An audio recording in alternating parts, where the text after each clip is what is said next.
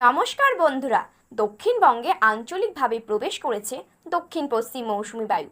বর্ষা প্রবেশ করলেও বৃষ্টির সম্ভাবনা কমেছে, বাড়বে তাপমাত্রা। উত্তরবঙ্গে ভারী বৃষ্টি হলেও দক্ষিণবঙ্গে এখনো ভারী বৃষ্টি নয়। আগামী 2 থেকে 3 দিন উত্তরে বৃষ্টি খানিকটা কমবে। আপাতত কলকাতা ও দক্ষিণবঙ্গে প্রাক বর্ষা বৃষ্টিতে চলবে। আজ থেকে অতি ভারী বৃষ্টির সতর্কতা রয়েছে। মঙ্গলবার থেকে ভারী বৃষ্টি হতে পারে। রবি ও সোমবার বৃষ্টির সম্ভাবনা নেই। স্থানীয় বৃষ্টি হলেও হতে পারে। বর্ষা এলেও ভারী বৃষ্টি আগামী 5 থেকে 6 দিনে নেই, জানিয়েছেন আলিপুর আবহাওয়া দফতর। দক্ষিণবঙ্গে আঞ্চলিকভাবে প্রবেশ করেছে দক্ষিণ পশ্চিম মৌসুমি বায়ু। বর্ষা প্রবেশ করলেও বৃষ্টির সম্ভাবনা কমেছে, বাড়বে তাপমাত্রা। আর্দ্রতাজনিত অস্বস্তি থাকবে। রবিবার থেকে রাজ্য জুড়ে বৃষ্টির পরিমাণ কমবে। উত্তরবঙ্গে ভারী বৃষ্টির সাময়িক বিরতি রবিবার থেকে 21শে জুন দক্ষিণবঙ্গে প্রবেশ করেছে মৌসুমি বায়ু। দক্ষিণবঙ্গের জেলাগুলিতে আংশিকভাবে মৌসুমি বায়ু প্রবেশ করেছে, কিন্তু রবিবার থেকে বৃষ্টির সম্ভাবনা কমেছে। আগামী কয়েকদিন বৃষ্টির সম্ভাবনা আরও কমবে।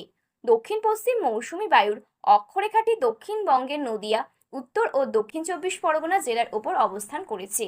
অন্যদিকে এই অক্ষরেখাটি মুর্শিদাবাদ, পূর্ব বর্ধমান, হুগলি, হাওড়া, কলকাতা ও পূর্ব মেদিনীপুর জেলার আংশিক ওপর অবস্থান করেছে। দক্ষিণ পশ্চিম মৌসুমি বায়ু ঢুকলেও বৃষ্টির সম্ভাবনা কমেছে দক্ষিণবঙ্গের জেলায় জেলায়। আলিপুর আবহাওয়া দফতর সূত্রে জানা যায়, বর্ষা পুরোপুরি দক্ষিণবঙ্গে প্রবেশ করেনি, বৃষ্টির সম্ভাবনা কম। বুধবার থেকে আবহাওয়া বদলের সম্ভাবনায় উত্তর থেকে দক্ষিণবঙ্গে লাগাতার ভারী বৃষ্টি চলবে। দীঘা সহ পূর্ব মেদিনীপুর জেলার আকাশ সকাল থেকে মেঘলা।